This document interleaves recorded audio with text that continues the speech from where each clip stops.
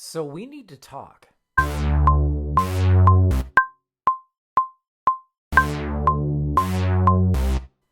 All right, so we need to talk. A lot of you in this world are trying to figure out your way in music and to figure out like why can't I get booked?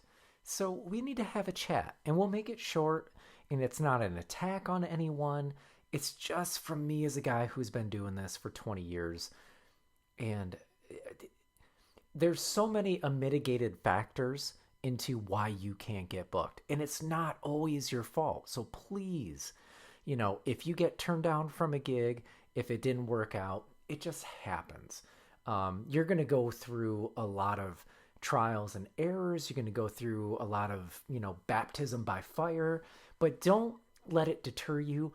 But from my experience, and an experience you may never hear from a lot of people in, the influencer verse, um, is one, are you sober? And I'm not trying to do like a big sober diatribe and tell you that you need to not imbibe and have a good time, but a lot of times for players, it's kind of lock key in what they do. From my experience, for many years, that was a problem, and I'm fortunate, at least in my life, to know that that's not a problem anymore. But that was a big problem. I tried out for some really cool, bigger gigs and embarrassed myself, and because of you know needing maybe that lubricant to kind of make me feel comfortable to get into a place and leads to the next part. Are you good enough for what you're trying out for? Are you interested fully in what you're trying for? Can you handle the load of what you're trying for? These are huge factors in whether or not you can get a gig. Are you taking on a part where maybe the person before you was not only a very good player, but also at the same time doing vocals, doing harmonization, maybe doing leads on songs at the same time of, trying to do all the while singing, because that can be hard for a bass player. Singing and playing your parts is something you really need to practice. So being prepared, were you prepared for your job that you were trying out for? There's a lot of factors that go into it. And I will say, don't always blame yourself.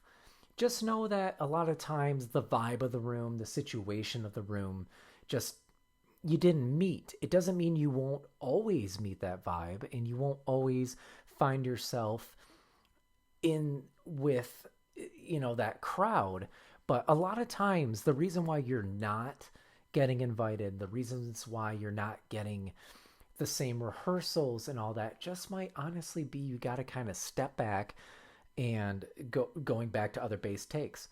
What is your gear? What level are you at? Are you overplaying superstition? And are you trying to, as I keep saying, I'll get to it eventually, are you trying to be very Jocko? Are you trying to just run the board? You're over skilled for the job. I mean, you can actually be too good to get that job. So really take inventory of yourself, but don't beat yourself up. But if you're not getting booked, just listen, and when you get back to the car, think about like, what did I do? What was I doing? What did I bring in? Did I rehearse? Did I pay attention? I know I've lost some really cool potential gigs because I am a terrible sight reader. Can I read music? Yeah.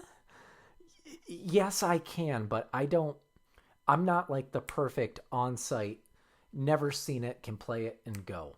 And sometimes that's what they need. So if your sight reading is not really on point and the gig requires like sheets, I then either get that skill up and apply for it or bow out, find another job. As far as playing bass, I for me for me, you should always just want to play music and find where you're at in your skill level. And I think that as you progress, sorry, and as you get better, you'll always kind of like etch up on the ladder, but don't try and, skip rungs. Don't oversell yourself. Don't inflate what you can and can't do. And honestly, the best thing you can do is show up clear headed and be ready. So that's my base take.